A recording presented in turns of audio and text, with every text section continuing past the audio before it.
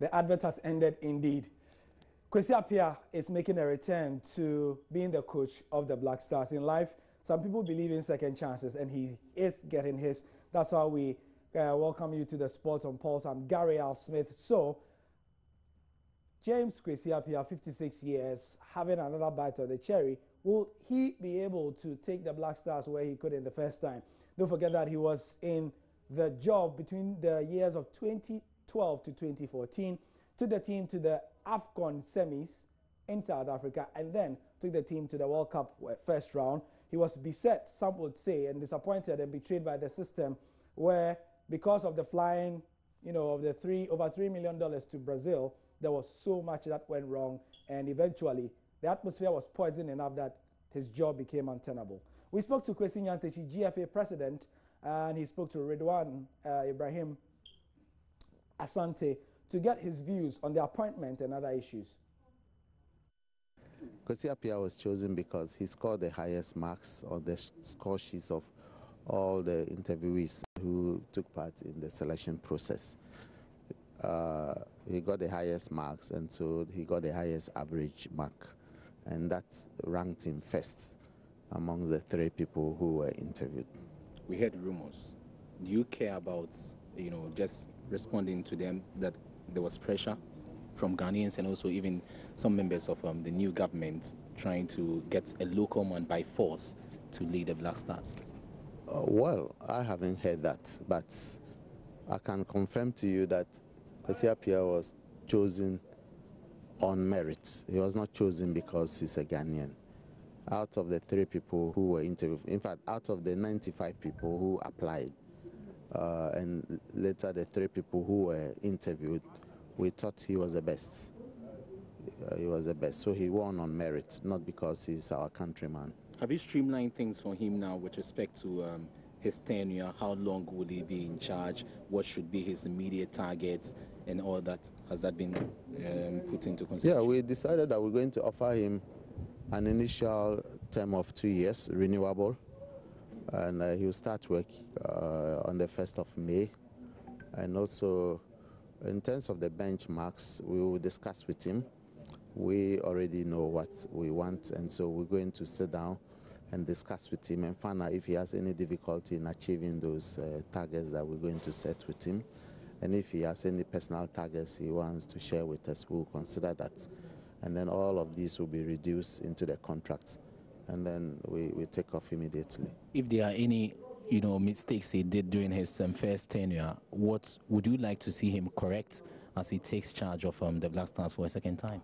Of course, we are all human and nobody is perfect, and so in the course of his work in his first tenure as coach, he may have made 1 or 2 mistakes, but I believe that we all improve with time, and with the benefit of the experience that he has gained since 2014 when he left.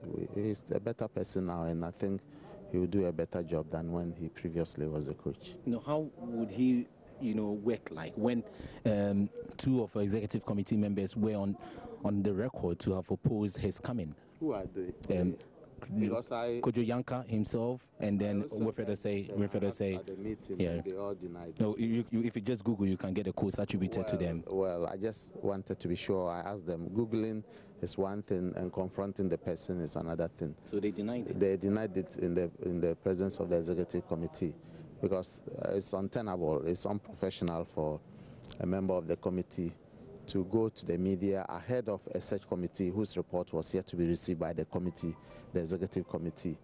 And so any such conduct would have been prejudicial to the work of the search committee, and we didn't take kindly to that. And unfortunately, those things were denied, so we just leave them as such and move on. Finally from me, is he coming in with his own backroom staff, or you're just going to reject the whole technical team again? You mean he's bringing people from Sudan or where? Oh, it can be from anywhere. I mean, since he's been given a job. No, we are the appointing authority. We will appoint him and appoint whoever he's going to work with. But there's nothing wrong with the coach recommending people for appointment to certain positions. We are amenable to that. We will sit down and discuss whatever suggestion. We may have reservations, we may have some issues, but we would like to have a meeting that will smoothen all the rough edges for him to take off very well. Are there thoughts of having two assistants, Maxwell and Ibrahim Tanko, has been speculated? Yeah, there is a consideration for that. To have two assistants? Yes, because the head coach of the Black Stars team will also be the head coach for the Chan team.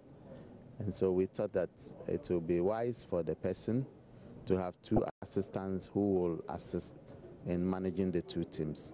And we also think that those assistants should be people who are capable of being trained to take up the mantle one day in the future. Team manager, coaches, goalkeepers, trainers, doctors, are we going to see the technical team shuffled? That's what I just indicated to you, that it will be based on a discussion with him, and we will consider suggestions from him, but we've not taken any decision as yet. Nothing on Stephen Appiah and Richard Kingston? Nobody has been appointed as yet, but in the future we'll consider all of these things for our appointment. What Black Stars should we look, forward to under Kwesi Appiah as he's coming back, and the lessons learned from Avram's tenure?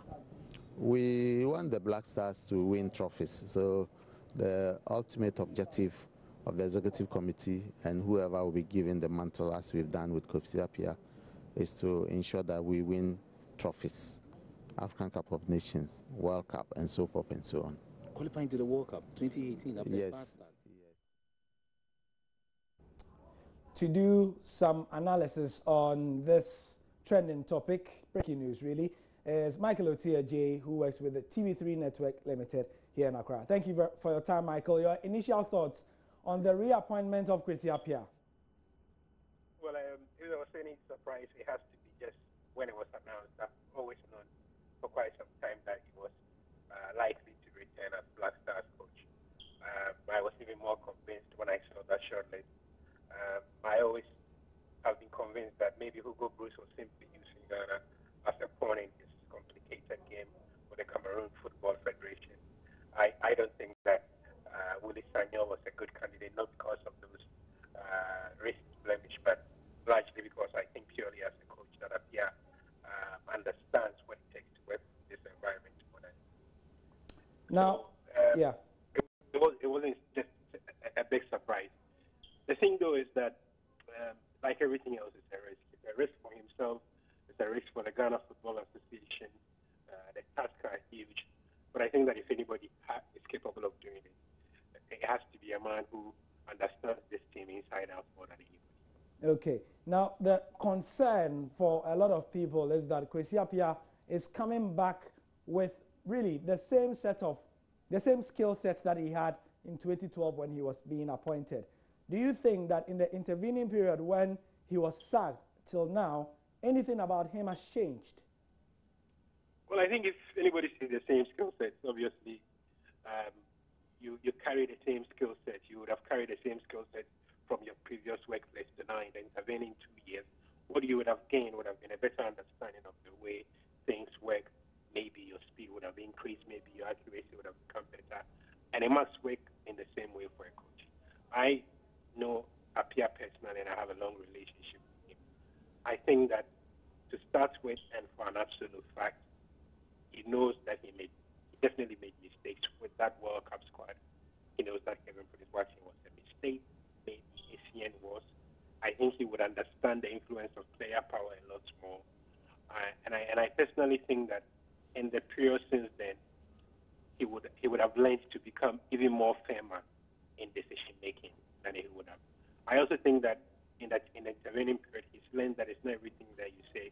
He's been judged too much, I think, on a comment he passed after the game against the US. That sometimes you don't necessarily need to say everything you're thinking because you tend to be misunderstood a lot.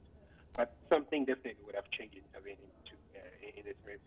And I agree with Yantichi when he says that over the period he's convinced that Appiah has become a better coach. Okay. That Black Stars job 2 years ago was the biggest he had. It was the biggest opportunity he's ever had in many circumstances, in terms of as a coach, in terms of the financial opportunities it provided him. Once he gets another opportunity, I'm more than convinced that he'll be desperate to hold on to it and hold on to it. All right. In a word, have you heard and can you substantiate the rumors or the reports that he will get $35,000 a month? I have no idea. No idea. Thank you very much, Michael Otia J, who works with the TV3 Network Limited here in Accra. And that's the sport for now. I'm Gary Smith. We'll be back more at 8:20. I'll be bringing you an exclusive interview with somebody who worked with Kwesi Appiah in Sudan.